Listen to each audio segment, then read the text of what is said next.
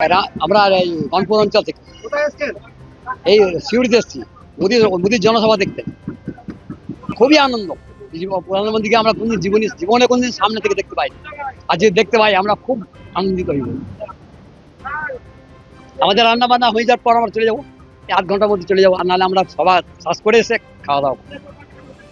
হ্যাঁ, সামনে থেকে দেখতে পাচ্ছি। মেনুতে আমাদের আলু পোস্ত, ডাল আর ভাত। আমি গনপুর অঞ্চল থেকে ডামরা গ্রাম। এখানে এসে রান্না বান্না কি এখানে হচ্ছে? এখানে হচ্ছে। দেখতে হচ্ছে। হ্যাঁ, কি বলবেন? আমরা অনেক দূর থেকে এসেছি, খাওয়া দাওয়া তো করতে হবে মুভিকে দেখতে গেলে। কখন যাবেন? আমরা 2টো আর 3টের দিকে যাবো, 2:30 2টো। রান্না বান্না কি হচ্ছে? হ্যাঁ, কি কি মেনু হয়েছে?